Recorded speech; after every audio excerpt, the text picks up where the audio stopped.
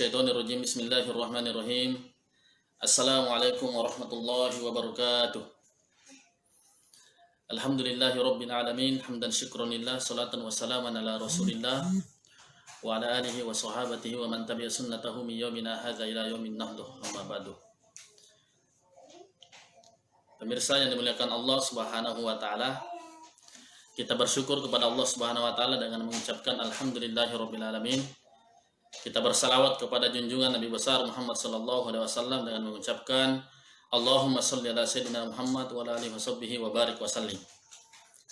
Alhamdulillah, sebuah kesyukuran bagi saya untuk bisa bertatap muka meskipun dalam keadaan live streaming. Mohon maaf, izin saya baru menyelesaikan sholat Isya berjamaah karena posisi Misbah sedang di Papua Barat.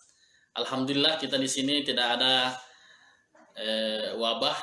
Alhamdulillah tidak, kami masuk di zona kuning. Artinya aktivitas tarawih dan lain-lain masih berjalan. Alhamdulillah.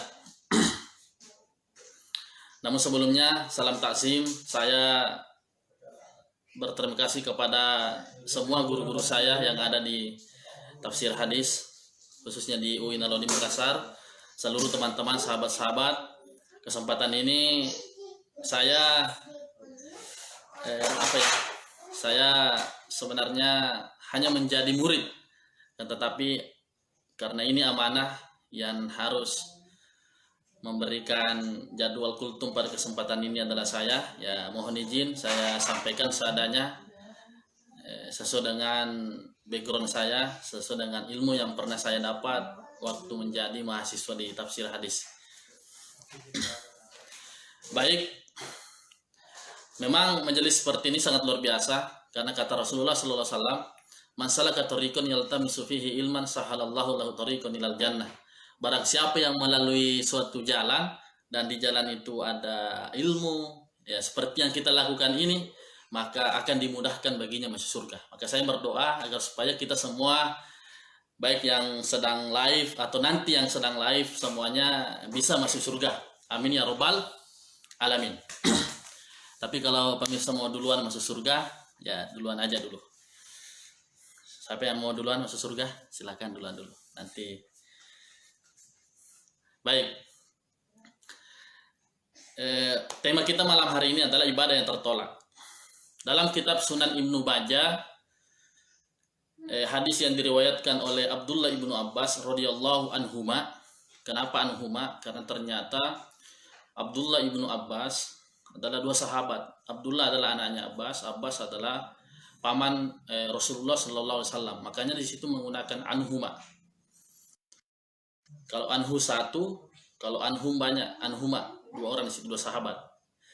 Kenapa dalam hadisnya ini Rasulullah bersabda, salah satu la tartafi salatuhum fawqa ru'usihim shibran. Salah satu la tartafi, tiga hal yang tidak diangkat. La tartafi salatuhum, yaitu salat kita, salat kalian, salat kita ya. Fawqa ru'usihim shibran. Walaupun itu sejengkal dari kepala. Jadi ternyata selama ini kita salat, ibadah salat yang kita lakukan ini ternyata belalin rumah kadarut tuh tidak ada yang kita dapat kecuali hanya ditolak, tidak diangkat oleh Allah Subhanahu wa taala. Penjelasannya, ternyata amal kita ini diangkat oleh Allah Subhanahu wa taala. Ada namanya amalan harian, ada namanya amalan mingguan, ada namanya amalan tahunan. Amalan harian ada dua, amalan pagi, amalan malam, amalan siang, amalan malam. Amalan siang itu diangkat pada waktu asar. Amalan malam diangkat pada waktu subuh. Jadi kalau tidak pergi ke sholat subuh, jelas itu tidak diangkat amal tak, karena tidak pergi ke sholat subuh. Itu amalan harian. Ada namanya amalan mingguan. Amalan mingguan itu diangkat setiap hari Jumat. Ada amalan tahunan. Amalan tahunan itu diangkat setiap bulan Sya'ban. Kata Nabi, "Fauhibba ayyurfa'a amali wa ana shaim." Makanya Nabi selain bulan Ramadan paling banyak berpuasa di bulan Sya'ban. Kenapa?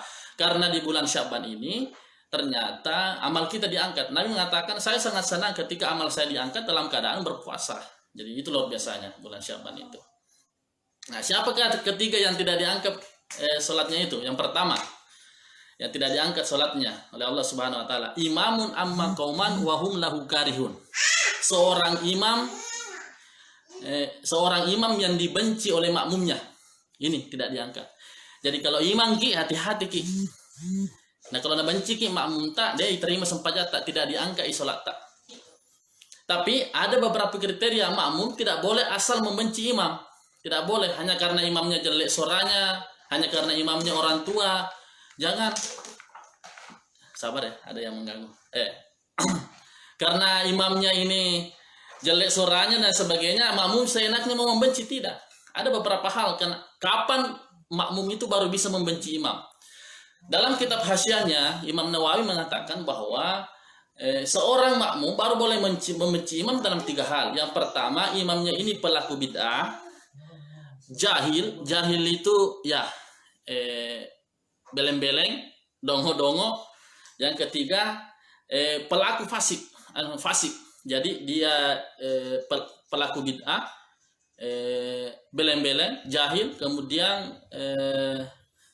fasik. Ini 3 hal. Di luar daripada itu, seorang makmum tidak boleh membenci imam. Namun, seorang imam juga harus mengerti. Ya. Jangan asal sudah menjadi imam, semua bacaan panjang. Maghrib baca surah Al-Baqarah. Maghrib baca juga surah panjang, semua panjang, tidak boleh begitu, harus melihat kondisi. Makanya Imam Nawawi itu dalam kitab Jihadnya mengatakan, ya seorang imam harus mengetahui panjang pendeknya bacaan itu. Dia katakan maghrib pendek, zuhur, isya panjang, azhar dengan subuh sedang. Itu dijihadkan oleh Imam Nawawi. Nah, untuk menjadi imam ini juga luar biasa. Jangan asal menjadi imam.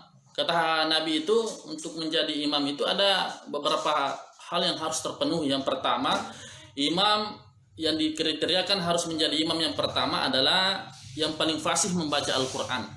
Ini yang pertama. Jadi meskipun dia anak-anak, tapi dia fasih membaca Al-Quran, paling bagus surahnya, banyak hafalannya, dahulukan itu. Ini syarat yang pertama untuk menjadi imam. Syarat yang kedua untuk menjadi imam adalah dia yang paling memahami sunnah, dia yang paling memahami ilmu agama. Karena seorang imam harus memberikan pencerahan bagaimana sih caranya sholat sujud syahwi, bagaimana sih caranya sujud tilawah, bagaimana sih caranya masbuk. Itu semua harus dia jelaskan. Jadi imam itu harus pintar. Jadi kalau misalnya nih syarat pertama sudah terpenuhi, baru melangkah ke syarat yang kedua. Weh Pak Ustadz, ini sama-sama bagus bacaan Al-Qurannya ini. Nah, saya melangkah ke syarat yang kedua. Syarat yang kedua yang paling paham ilmu agama, yang dari pesantren. Jangan pesantren kilat, baru 3 hari pesantren sudah paling pintar. Jangan. Ya pokoknya memang yang alumni tafsir hadis khusus. Ya yang paling bagus imam itu. Ya sepertinya saya, contohnya saya. Astagfirullah. Ya itu ya. Yang kedua. Ustaz, ini sama, bacaan Al-Qurannya sama, hafalannya sama, paling sama-sama dari pesantren ini, sama-sama. Oh, baru ke syarat yang ketiga. Syarat yang ketiga adalah yang paling duluan hijrah. Yang paling duluan berada di tempat itu. Itu yang duluan imam. Kamu pendatang dari Sopeng, kamu datang ke Makassar, tiba-tiba kamu mau jadi imam di situ. Sabar dulu, dahulukan dulu yang berada di situ. Karena kriteria pertama sama hafalannya, suaranya sama-sama bagus, sama-sama memahami ilmu agama, dahulukan yang paling duluan hijrah. Nah, kemudian yang ketiga baru ini syarat yang keempat, yaitu yang paling tua. Hafalannya sama Pak Ustadz. Oke, syarat yang kedua. Ini juga sama, dari sama-sama memahami ilmu agama, sama-sama dari pesantren ini. Yang ketiga, katanya ini Pak Ustadz, paling duluan sama-sama tinggal di situ. Ya, baru kita ini melangkah syarat yang keempat, yaitu ya yang sama-sama yang paling tua umurnya. Ya, bukan yang paling tua mukanya. Ya, yang paling tua umurnya.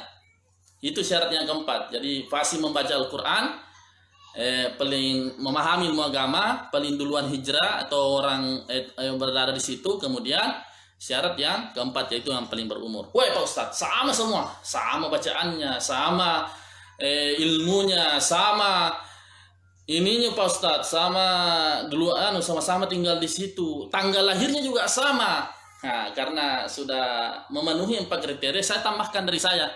Ini dari saya, bukan dari hadis. Nah, dahulukan yang punya istri. Ya, Dahulukan yang punya istri. Woi, sama-sama Ustaz, sama-sama juga ada istrinya. Ya dahulukan lagi yang 2 istrinya. Sama-sama dahulukan yang 3 istrinya. Sama-sama sudah tidak ada nih di batasan 3 istri saja dulu. 1 saja susah ini. Aduh, tidak bisa. Jadi itu ya yang pertama. Tertolak sholat kita karena kenapa? Tertolak sholat karena seorang imam dibenci oleh makmumnya. Yang kedua, imro'atun batat wa zawjuha 'alaiha sahitun. Seorang perempuan tertidur dalam keadaan suaminya murka kepadanya. Woi, bahaya. Perempuan tertidur, suaminya murka kepadanya. Makanya kita itu perempuan jangan sembarang tidur dulu. Kalau sudah mungkin bersuami, jangan sampai kita tidur sebelum suami tak itu tidur. Jangan sampai suami tak murka yang menyebabkan sholat tak itu tidak diterima. Tapi luar biasa dalam syarah hadisnya ini. Di sini kan menggunakan kata imro'atun. Imro'atun di sini diartikan istri. Kalau kita melihat Al-Quran, kata istri dalam Al-Quran itu ada beberapa variasinya, derivasinya. Kalau kita membuka Al-Quran itu, kadang Allah Subhanahu Wa Taala menggunakan kata zaujuha, kadang menggunakan kata imro'atun ya, istri, kadang juga menggunakan sohiba, itu istri juga, tiga. Nah, apa pengertiannya ini? Kalau istri dalam hal zauja, itu artinya seorang istri yang membangun keluarga yang romantis, bahagia, sakinah, mawaddah dan warahmah. Makanya itu dalam Al-Quran, wa min ayatihi an khalaqalakum min anfusikum azwaja. Jelas itu azwaja. Karena ini membangun, ini istri yang membangun rumah tangga yang harmonis, romantis, bukan dilematis ya. Nah, itu. Ada juga imro'atun ini ternyata adalah istri yang tidak membangun rumah tangga yang harmonis. Dia membangun rumah tangga yang cekcok, membangun rumah tangga yang tidak taat kepada Allah. Coba perhatikan surah Al-Lahab itu. Tabbat yada abil lahabi wa imra'atuhu hamma. Istri, dan ternyata memang ini istrinya ini disebut imroh. Karena kenapa? Karena dia tidak taat kepada Allah. Makanya disebut imro'atun di situ. Ada juga sohibah. Sohibah itu istri juga. Ternyata Allah Subhanahu Wa Taala baru menyebutkan istri dalam bentuk sohibah ketika itu bentuknya di yaumul qiyamah nanti. Jadi seorang istri yang sudah tidak bersentuhan secara fisik, tapi dia berada di alam metafisik, itu sohibah. Nah itu. Jadi syarahnya adalah ini bukan cuma berlaku untuk perempuan, ini berlaku juga untuk laki-laki. Bahwa seorang laki-laki jangan sampai tidak membangun rumah tangga yang harmonis dengan istri tak, sehingga malah kimat rumah loteng, siamba, si panoko dan lain sebagainya, sehingga tidak terjalin keluarga yang romantis seperti kisah cintanya Nabi dengan Aisyah. Wah, luar biasa itu Pak. Mulia indah cantik berseri, kulit putih merah di pipimu. Bagaimana lagunya kan? Dia Aisyah putri Abu Bakar, istri Rasulullah, gitu. Semua orang hafal itu Pak. Itu karena Nabi romantis. Kalau kita mau membuka itu dalam beberapa kitab itu, luar biasa itu. Ada 15 cara Rasulullah memperlakukan istri. Ya saya paling suka itu nomor 11. Coba lihat nomor 11 itu. Mandi bareng sama istri. Ya oke, kita melangkah selanjutnya. Jadi yang kedua adalah yang tidak diangkat sholatnya oleh Allah Subhanahu Wa Taala, yang tidak diterima, yaitu karena seorang perempuan yang tertidur dalam keadaan suaminya murka. Begitupun sebaliknya, suami yang tidak membuat istrinya bahagia, tidak membuat istrinya senang, tidak memberikan apa maunya istrinya, dan lain sebagainya, tidak membangun rumah tangga yang harmonis, romantis, maka ibadahnya dua-duanya tidak diterima. Oke, yang ketiga, yang tidak diangkat sholatnya oleh Allah Subhanahu Wa Taala, yaitu wa akhwani mutasarimani, yaitu 2 orang berselisih sehingga tidak ada jalan untuk memperdamaikan. Kata Rasulullah SAW, la yadkhulul jannata qati'ur rahim, tidak akan masuk surga orang yang memutuskan silaturahmi. La yu'minu ahadukum hatta yuhibba li akhihi ma yuhibbu li nafsi. Tidak sempurna iman seseorang apabila dia tidak mencintai saudaranya sebagaimana dia mencintai dirinya sendiri. Seorang bapak keluar dari rumahnya itu mencari nafkah, mencari rezeki, itu untuk keluarganya saja. Kata Murtado Matahari, itu bukan akhlak. Karena itu pun induk ayah melakukan itu. Akan tetapi yang dimaksud akhlak adalah kita membalas keburukan dengan kebaikan. Kita memperlihatkan diri kita sebagai orang yang selalu membantu Wa amma bi ni'mati rabbika hadis, kita membantu tetangga kita membantu anak yatim, membantu sesamanya. Jadi kita tidak akan mungkin kenyang sebelum tetangga kita kenyang, sebelum saudara kita kenyang. Itulah yang dimaksud wa khawani mutasawwirimani. Kalau kita memutus silaturahmi, maka sudah pasti salat kita tidak akan diangkat oleh Allah Subhanahu wa taala. Ini 3 hal yang tidak diterima salatnya oleh Allah Subhanahu wa taala. Yang pertama, imamun amma qauman wa hum karihun, seorang imam yang dibenci oleh makmumnya sesuai dengan penjelasannya tadi. Yang kedua, imra'atun batas wa zawjuha 'alaiha sahitun, seorang istri tertidur dalam keadaan suaminya murka, begitu sebaliknya. Yang ketiga, yaitu wa khawan mutasawwirimani, yaitu dua orang berselisih dan tidak pernah diperdamaikan dan tidak ada lebih dari 3 hari tidak berdamai. Mudah-mudahan kita semua selalu berada dalam lindungan Allah Subhanahu wa taala.